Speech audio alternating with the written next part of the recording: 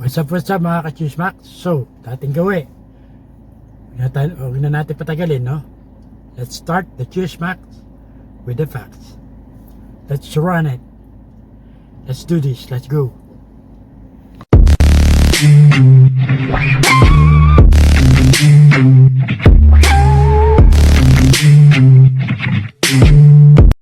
Yung manager ko sa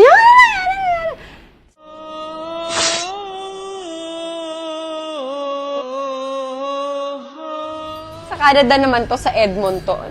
Naman nagsha-shower ako, doon ako nagpa-practice ng kanta ko. Alam mo yung hindi mo tinatakot yung sarili mo, yung talagang ang layo sa utak mo na nakakatakot. Kasi minsan may ganun, di ba? You attract it kasi parang iniisip mo agad, shit, nakakatakot. Pero may iba akong nakikili dito. Ito hindi, ang layo talaga. Yun yung araw ng show namin, pinapractice ko sa banyo yung kakantahin ko. Sama nag-ano ako, nagsha-shower ako, nagmo-moist. Yung mirror, di ba, nagmo-moist. Tapos may nabubuong mga letters, L, tapos, parang pag gano'n, yung parang inabot. Oh, tapos may U, tapos may Y. Nabuo yung salita nakalagay, I will kill you. Tumili talaga ako, tapos lumabas talaga ako sa banyo na nakapatubad talaga ako. Yung manager ko sa, si Tita Moncho, nakita niya rin. Nakita niya ng I will kill you. Imposible naman na may nagganon na, di ba sinasabi nila pagka sinulatan mo using your fingers because of the oil of your fingers, kahit na hindi siya makita, tapos kapag nag-moist, makikita. Pero imposible naman na hindi naman nilinis yun. Like, kaka-check-in lang namin.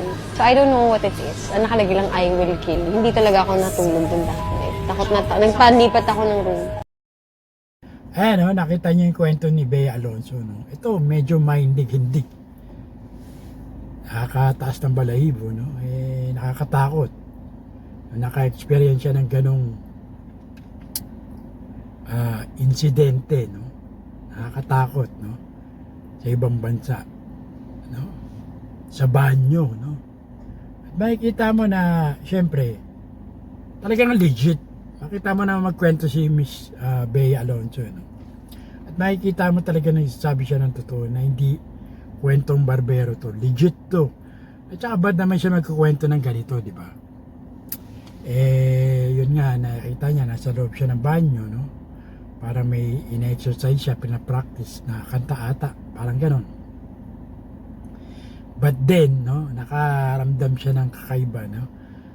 Yun nga raw, I will kill you, nakasulat na doon sa, sa mirror, no? Siyempre, kahit sino matakot talaga, no? So ikaw, mga ka-chismaks, kwento naman yung mga experience yun ng ganito, no? So, happy Halloween sa lahat. Until next time, no? Ito po si Cesar Castillo Jr. nagsabing, tirahin mo na yan. At baka tirahin pa na iba. Chismas with the facts. Peace out.